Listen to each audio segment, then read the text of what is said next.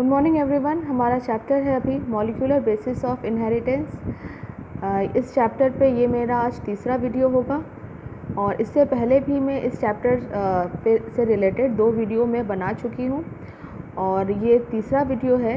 तो first of all अभी तक हम लोग ने जितनी चीज़ें पढ़ी उसको हम पहले रिवाइज़ करेंगे और फिर न्यू चीज़ को हम यहाँ पे सीखेंगे। तो मैंने आपको सबसे पहले क्या बताया था कि मेंडल के द्वारा फैक्टर शब्द का प्रयोग किया गया था और उन्होंने बताया था कि ये फैक्टर ही क्या होता है, एक पीढ़ी से दूसरे पीढ़ी में स्थानांतरित होता है, जिसकी वजह से क्या होता है, पेरेंट्स के लक्षण जो होते हैं वो ऑफ स्प्रिंग मतलब बच्चों में आते हैं। देन उस समय मतलब मेंडल से लेके लगभग 100 ईयर्स तक ये फैक्टर किस चीज़ से बने होते हैं, मतलब इनका आखिर स्ट्रक्चर क्या होता है, ये किस किस मतलब इसको बनाने के लिए किस किस कंपोनेंट की आवश्यकता होती है, उन सब के बारे में कोई जानकारी नहीं थी। 100 सालों के बाद कि निर्धारित किया गया कि जो डीएनए है मतलब डीऑक्सी राइबो न्यूक्लिक एसिड जो है वो एक जेनेटिक मटेरियल है इन मेजॉरिटी ऑफ ऑर्गेनिज्म, मतलब अधिकतर जीवों में जो डीएनए है वही क्या है, एक जेनेटिक मटेरियल है जो कि क्या होता है, एक पीढ़ी से दूसरे पीढ़ी में स्थानांतरित होता है। मतलब जो फैक्टर होते हैं, मैंने आपको बताया था जो जीन होते हैं, जो फैक्टर होते हैं वो डीएनए से मिलकर बने होते हैं और डीएनए ही क्या होता है, अधिकतर मेजॉरिटी ऑफ ऑर्गेनिज्म में क्या है वो एक अनुवांशिक पदार्थ की तरह वो पार्टिसिपेट करते हैं। डीएनए का जो फुल फॉर्म होता है वो होता है deoxyribonucleic acid. Nucleic acid are polymer of nucleotide. अब यहाँ पे न्यूक्लिक एसिड आपको पता है कि न्यूक्लिक एसिड इसलिए बोला जाता है कि ये न्यूक्लियस में मिलता है और न्यूक्लिक एसिड होते क्या हैं, ये पॉलीमर होते हैं ऑफ न्यूक्लियोटाइड के। न्यूक्लियोटाइड भी क्या होते हैं ये भी मैं आपको बता चुकी हूँ। यहाँ पे एक जो सेल का जो डायमीटर होता है वो होता है 10⁻⁻⁶ माइक्रोन। न्यूक्लियस को हम बोलते हैं ब्रेन ऑफ सेल। इसी न्यूक्लियस के अंदर मौजूद रहते हैं क्रोमोसोम, ठीक है। एक क्रोमोसोम में क्या होते हैं, 2 सिस्टर क्रोमेटिड होते हैं, ये वाला एक जो ये वाला है ना, ये वाला एक क्रोमेटिड और ये वाला दूसरा क्रोमेटिड, तो ये क्या होते हैं, सिस्टर क्रोमेटिड इसमें मौजूद होते हैं। इसमें ये सेंटर वाला जो पोजीशन है उसको सेंट्रोमियर बोलते हैं। इसी जो क्रोमोसोम है इसी पर जीन्स उपस्थित रहते हैं और वो जो जीन्स होते हैं उसी को हम जो जीन्स होते हैं वो डीएनए से मिलकर बने होते हैं। दैट मीन्स डीएनए ही क्या है, एक आनुवांशिक पदार्थ है। इस चैप्टर में आपको डीएनए की संरचना क्या है उसी के बारे में आपको समझना है। जैसे कि मैंने आपको बताया कि एक क्रोमोसोम में 2 क्रोमेटिड होते हैं, पहला वाला ये क्रोमेटिड, दूसरा वाला ये क्रोमेटिड, ठीक है। लेकिन आर्म्स क्या होते हैं, 4 होते हैं, 1 2 3 4। तो कभी कभी पूछ देता है कि एक क्रोमोसोम में कितने क्रोमेटिड और कितने आर्म्स होते हैं, तो आप ध्यान रखना। देन सिस्टर क्रोमेटिड जो होते हैं वो सेम सेंट्रोमियर से अटैच होते हैं। सिस्टर क्रोमेटिड की पहचान क्या होती है, जैसे ये दोनों अगर सिस्टर क्रोमेटिड है तो आप कैसे पहचानोगे, क्योंकि वो सेम सेंट्रोमियर से क्या रहेंगे, वो अटैच रहेंगे। Homologous chromosome are exactly same in the orientation of the gene. इसके बारे में मैंने सेल साइकिल और सेल डिवीज़न में काफ़ी अच्छा वीडियो बनाया है होमोलोगस क्रोमोसोम पे कि होमोलोगस क्रोमोसोम होते क्या हैं।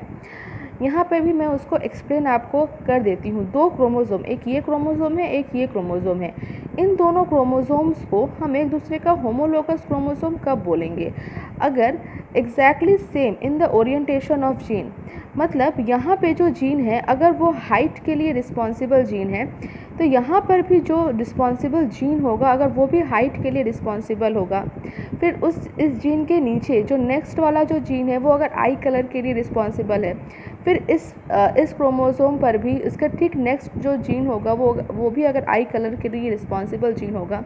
तो इस प्रकार से सेम जीन की अगर ओरिएंटेशन है, मतलब सेम जीन 2 क्रोमोसोम पर अगर मौजूद है तो उसको हम बोलते हैं होमोलोगस क्रोमोसोम। लेकिन यहाँ पे एक चीज़ आप लोग ध्यान रखना, यहाँ पे भले ही ये जीन हाइट के लिए मौजूद है लेकिन ये हाइट टॉलनेस के लिए भी हो सकता है, डार्कनेस के लिए भी हो सकता है।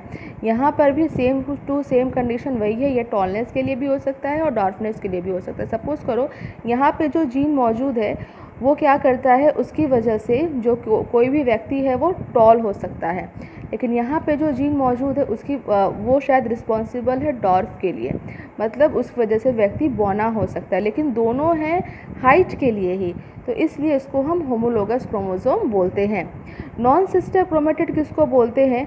नॉन सिस्टर क्रोमेटिड हम अगर ये जो क्रोमेटिड है अगर वो सेम सेंट्रोमियर से अटैच नहीं है, अलग अलग क्रोमोसोम से हैं, तो उसको हम बोलेंगे नॉन सिस्टर क्रोमेटिड। तो आई होप आपको नॉन सिस्टर क्रोमेटिड क्या होते हैं, सिस्टर क्रोमेटिड क्या होते हैं, सेंट्रोमियर क्या होते हैं, आर्म्स क्या होती हैं, और होमोलोगस क्रोमोसोम्स के बारे में अच्छी तरह से पता चल गया होगा। अब नेक्स्ट यहाँ पे लिखा हुआ है क्लासिकल जेनेटिक्स किसे बोला जाता है, तो ये भी आप याद रखना, मेंडेलियन जेनेटिक्स को ही क्लासिकल जेनेटिक्स बोला जाता है। मेंडल ने जिस तरह की जेनेटिक्स की थ्योरी प्रस्तुत किया था, इसके बाद मैं आपको मेंडल के बारे में ही पढ़ाने वाली हूँ इस चैप्टर के बाद। तो मेंडल के द्वारा जिस टाइप की जेनेटिक की थ्योरी प्रस्तुत किया गया था उसी को क्लासिकल जेनेटिक्स बोला जाता है। आरएनए क्या होते हैं? First genetic material on earth. जो अगर कोई पूछे कि first genetic material on earth क्या था, तो वो आरएनए था। उसको हम आरएनए वर्ल्ड भी बोलते हैं। इन सब के बारे में मैं आपको काफ़ी डिटेल में पढ़ाऊँगी आगे, तो वेट कीजिए। डीऑक्सीराइबोन्यूक्लिक एसिड मतलब DNA and ribonucleic acid RNA are two types of nucleic acid found in the living system. समझ में आ गया होगा। DNA acts as the genetic material in most of organism. अधिकतर जीवों में क्या होता है, डीएनए ही जेनेटिक मटेरियल के रूप में पाया जाता है। RNA through it also act as a genetic material in some viruses mostly function as, मतलब आरएनए जो होता है वो कुछ में जेनेटिक मटेरियल के रूप में पाया जाता है। किसमें? कुछ वायरसेस में। कुछ वायरसेस में आप देखोगे कि आरएनए जो है वो जेनेटिक मटेरियल के रूप में उपस्थित है। लेकिन अधिकतर जीवों में क्या होता है, आरएनए एज ए एमआरएनए के रूप में, मैंने मैसेंजर आरएनए के रूप में, has additional role as well. It functions as adapter tRNA, structural rRNA and in some cases as a catalytic molecule, उत्प्रेरक अणु के रूप में भी ये काम करता है, जैसे कि राइबोजाइम, राइबोन्यूक्लियस पी। तो आरएनए जो होता है वो वायरसेस में तो जेनेटिक मटेरियल के रूप में पाया जाता है, लेकिन जैसे अगर कोई पूछे इन ह्यूमंस में आरएनए, क्योंकि हम में भी आरएनए पाया जाता है और हमारे में आरएनए किस तरह से काम करता है, तो हमारे में आरएनए 4 रूपों में पाया जाता है। पहला एमआरएनए के रूप में जिसको हम मैसेंजर आरएनए बोलते हैं, दूसरा टीआरएनए के रूप में जिसको हम ट्रांसफ़र आरएनए बोलते हैं, और आरआरएनए जिसको हम राइबोसोमल आरएनए बोलते हैं। इन तीन के अलावा एंजाइम्स के रूप में भी वो पाया जाता है, जिसको कि राइबोजाइम और राइबोन्यूक्लियस एंजाइम के रूप में आप जानते होंगे। तो मतलब आरएनए जो होता है वो 4 रूपों में, पहला होता है कैटालिटिक मॉलिक्यूल अर्थात एंजाइम के रूप में, दूसरा होता है राइबोसोमल आरएनए के रूप में, तीसरा टीआरएनए के रूप में, और चौथा एमआरएनए के रूप में आरएनए एक डेवलप्ड ऑर्गेनिज्म में एग्जिस्ट करता है। अब बात करते हैं जो न्यूक्लियोटाइड्स होते हैं वो किस किस चीज़ के बने होते हैं। तो जो न्यूक्लिक एसिड है, अभी मैंने बताया था आपको कि वो पॉलीमर होते हैं न्यूक्लियोटाइड्स के। न्यूक्लियोटाइड्स का फर्स्ट कंपोनेंट होता है नाइट्रोजिनस बेस। नाइट्रोजिनस बेस 2 तरह के होते हैं। पहला होता है प्यूरिन। प्यूरिन एक 9 मेंबर्ड रिंग स्ट्रक्चर है, और इस 9 मेंबर्ड रिंग के में जो 6 मेंबर्ड रिंग के साथ जो एक 1 2 3 4 मेंबर्ड रिंग स्ट्रक्चर जो जुड़ा हुआ है, इसी को हम बोलते हैं इमिडाज़ोल रिंग। ये इसके साथ जुड़ा हुआ है, इसीलिए इसको इमिडाज़ोल रिंग का नाम दिया गया है। इसमें 1 3 7 9 पोजीशन पर नाइट्रोजन क्या रहता है, प्रेजेंट रहता है, एक्सेप्ट 5, मतलब 5 नंबर के कार्बन के साथ नाइट्रोजन जुड़ा नहीं रहेगा, ये आपको याद रखना है। पिरीमिडीन जो होता है वो 6 मेंबर्ड रिंग स्ट्रक्चर है, और इसमें नाइट्रोजन प्रेजेंट होता है 1 और 3 पोजीशन पर। प्यूरिन जो है वो एडनिन और ग्वानिन जो हैं वो प्यूरिन के एग्जाम्पल हैं, जिसको आप एजी से याद रख सकते हो, और पिरीमिडीन को कट से, मतलब साइटोसिन, यूरेसिल और थायमिन। ये क्या है, तीनों क्या है, पिरीमिडीन है। अर्थात साइटोसिन, यूरेसिल और थायमिन में जो 6 मेंबर्ड होती है कार्बन रिंग की स्ट्रक्चर पाई जाती है।